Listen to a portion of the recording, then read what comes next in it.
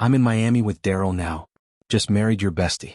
You're pathetic, Leo. Enjoy your miserable little life. Those were the exact words Vanessa texted her husband moments before posting a wedding photo that shattered the internet. She believed she'd delivered the final blow.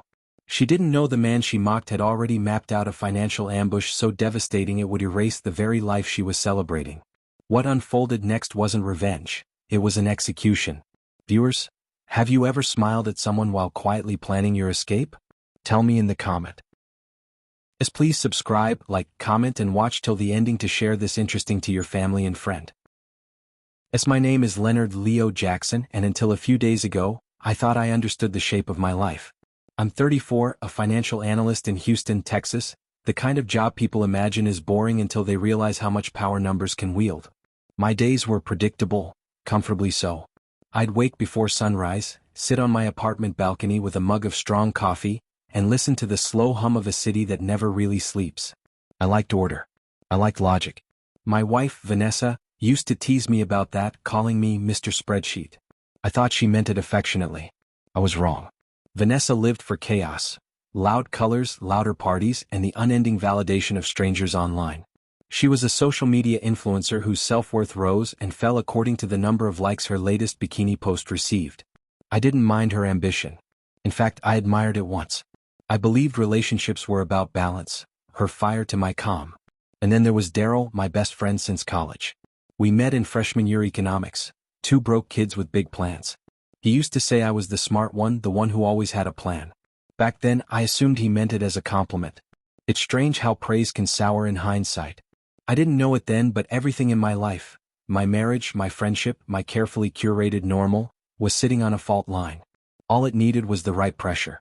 That pressure arrived in the form of a text message that shattered everything. The message came early in the afternoon. I remember because I was reviewing quarterly projections, the kind of deep-focused task that usually requires silence. My phone buzzed once, sharp and insistent. I glanced at it, expecting a reminder or a spam notification. Instead, I saw Vanessa's name, her contact photo, a sunlit selfie she took on a Miami beach last summer, smiling like she owned the ocean behind her. That smile used to warm me.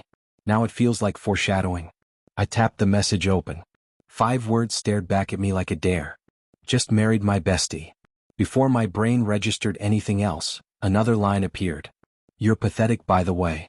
Attached was a photo, Vanessa in a white dress, almost glowing under Florida sunlight, her makeup perfect, her grin wide. Beside her, in a cheap linen suit, stood Daryl. His arm around her waist. His face smug, victorious, no relieved. As if he'd finally won a race he was never supposed to run. I didn't throw my phone. I didn't scream. My hands didn't even tremble. People think devastation is loud. It isn't. Real betrayal is silent, clinical. It unfolds inside your chest like a knife you didn't see coming. I typed one word back. Cool. Not because I didn't care, but because I cared enough not to give them the satisfaction of seeing me broken. The truth? That message didn't surprise me. It confirmed what I'd already suspected for months. What neither of them knew, what they couldn't have imagined, is that I'd been preparing for this moment long before it arrived. Please don't forget subscribe. The moment Vanessa's text arrived, something inside me clicked. Not pain, not fury, but confirmation. Betrayal doesn't feel like fire when you've been smelling smoke for months. It feels like finally seeing the flames you knew were there. It started 6 months ago, the first flicker of suspicion. Vanessa began changing her routine, insisting she needed creative space to grow her influencer brand. She'd leave home dressed like she was going to a photo shoot and return smelling like whiskey and men's cologne. When I asked where she'd been, she'd roll her eyes and accuse me of insecurity. Vanessa had a talent for turning any concern into an attack, a tactic I later recognized as projection. But it wasn't Vanessa's behavior that tipped me off.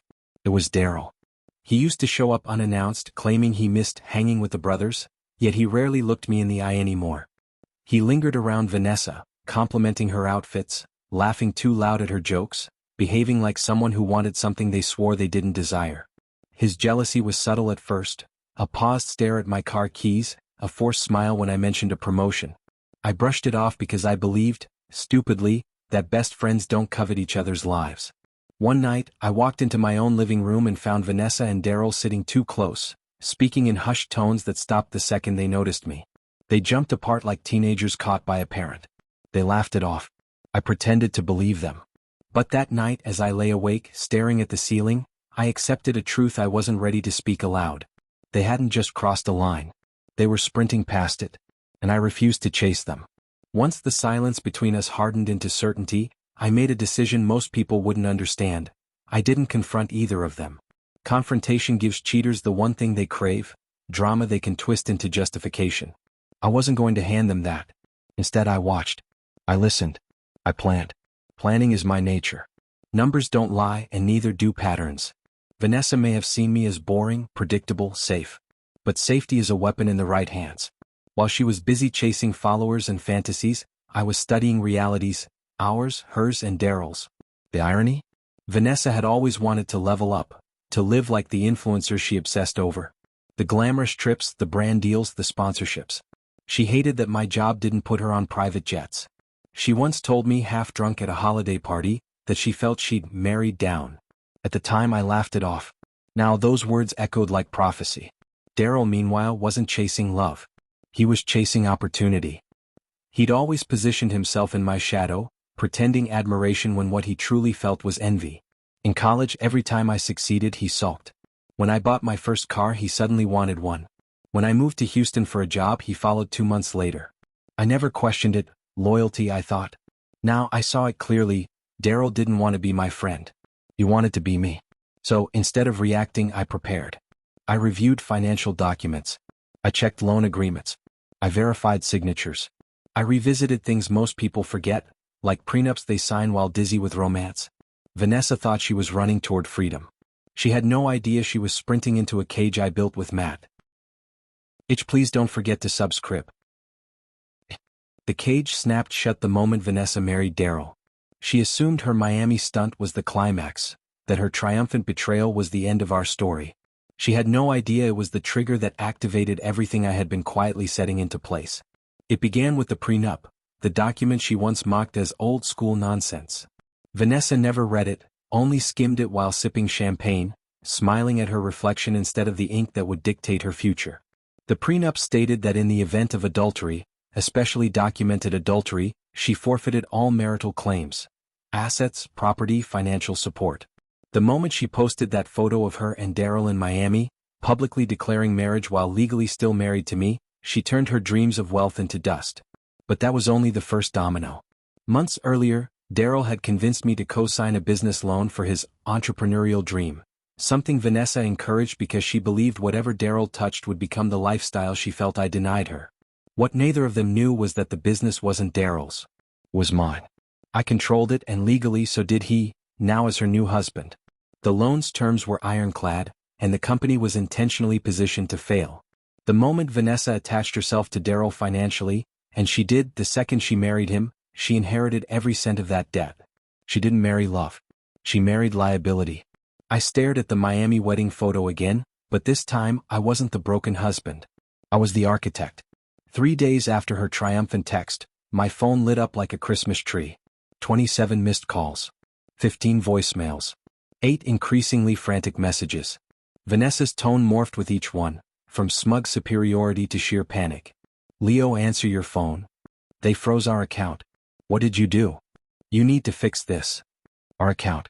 She said it like she still belonged to something she had willingly destroyed. I let the messages pile up while I sat at my kitchen table, sipping coffee so calmly it felt like a ceremony. Peace is intoxicating when you've been drowning in somebody else's chaos. Then came the voicemail that made me lean back and smile. Vanessa's voice trembled, not the dramatic quiver she used online, but real, shaky desperation. Leo, the bank says Daryl and I are responsible for the business loan. They said we're tied together. I don't understand. Daryl, tell him. A scuffle. Daryl's voice, strained and furious, shouting my name like an accusation. Then the recording cut off. They had no idea how deep the trap went. Daryl's credit history was a landfill of unpaid debts and delinquent accounts. He never qualified for loans without a stable guarantor. Me. And now, with Vanessa tethered to him legally and financially, her dream life wasn't just collapsing, it was burning. I turned my phone face down and exhaled through a grin I didn't recognize. It was 1 part satisfaction, 1 part freedom. I didn't raise my voice. I didn't chase them. I didn't throw a punch. I simply waited. They destroyed themselves right on Skidoo. Please don't forget to subscribe. Vanessa returned to Houston 2 days later. I heard her before I saw her, furious heels pounding against my front porch, fists slamming against the door like she was trying to punch her way back into a life she'd thrown away. Leo, open this door. You can't do this to us. The audacity almost made me laugh.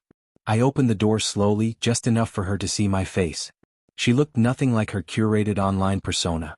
Mascara smudged, hair frizzy from tears and humidity, her once flawless confidence cracking like cheap porcelain. You ruined our lives, she screamed, voice sharp enough to cut glass. I leaned casually against the frame. No, Vanessa. I simply stopped funding them.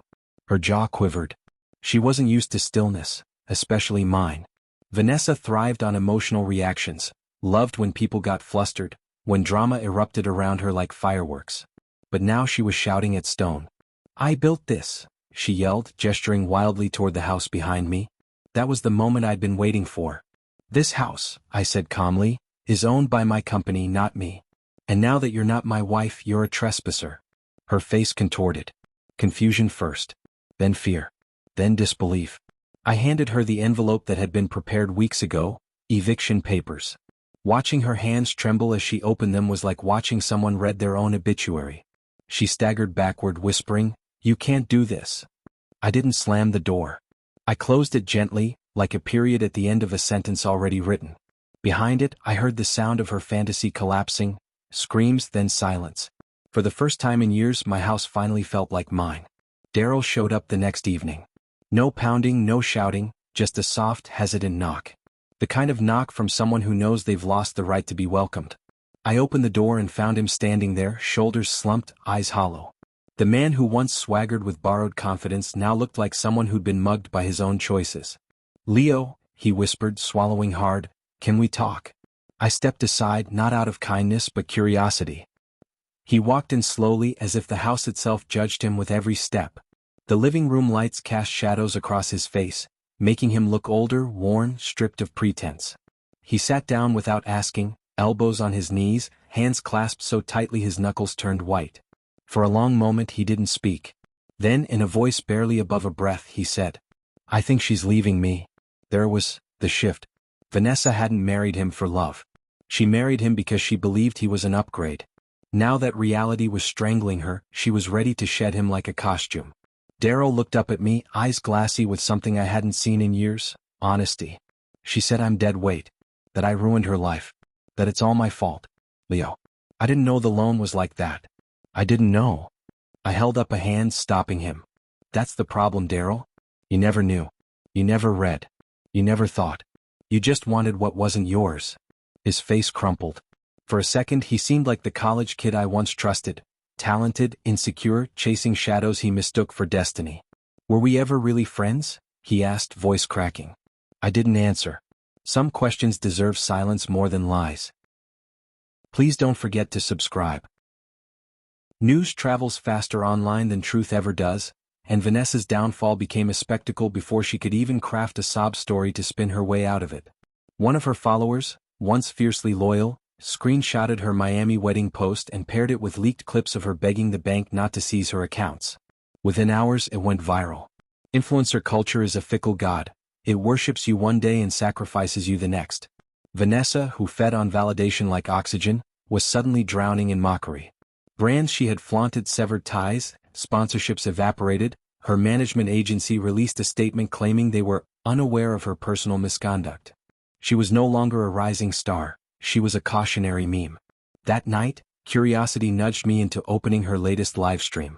The screen flickered, revealing Vanessa with swollen eyes, clutching a tissue, trying to mask desperation with performative fragility. "This isn't fair," she sobbed. "People don't understand what I've been through. Leo manipulated everything. He destroyed me." The comments scrolled faster than she could read. "Girl, you cheated. You married the side dude LMAO. Accountability challenge, impossible level unlocked." For every excuse she attempted, the internet supplied a receipt she never imagined could exist. Her narrative crumbled under the weight of digital truth. And then, just after midnight, my phone buzzed with a message from Daryl. "Bro, you won. She's gone. Everything is gone." I stared at the text for a long moment, thumb hovering over the reply button. Then without typing a word I locked my phone. Winning wasn't the point. Surviving was. Nights in Houston are never truly dark. There's always a glow, a hum of lights from downtown, headlights cutting through the air, the city breathing its restless rhythm. I stood on my balcony, bourbon in hand, watching the skyline like it held answers. The glass was cold against my fingers, the quiet unfamiliar but welcome. For years, my life had been tethered to chaos masquerading as love. I didn't realize how exhausted I was until everything went silent. Vanessa's laughter, the kind that belittled, Daryl's presence, the kind that envied, the subtle erosion of trust, all of it had been noise I mistook for companionship. Now there was nothing left to react to. No messages to decode, no lies to swallow. Just me and the city finally aligned. People think revenge is rage, but they're wrong. Rage burns fast. Revenge is patience sharpened into precision. I didn't yell. I didn't strike. I didn't expose. I quietly allowed gravity to pull them into the consequences they built themselves. I simply stepped out of the way. I lifted the bourbon to my lips, savoring the warmth as it spread through me. For the first time in a long time I felt peaceful. But peace, I've learned, is never the ending. It's an intermission. My phone vibrated, breaking the stillness. A message from a number I hadn't seen in months. The sender's name appeared on the screen like the opening line of a new story. Leo, there's something you need to know about Vanessa. Call me. My heart didn't race, but something shifted. A door I thought I'd closed creaked open again. Some stories don't end when the villain falls. Sometimes that's when the truth finally steps out of the shadow. Please subscribe, like, comment and share for more interesting stories.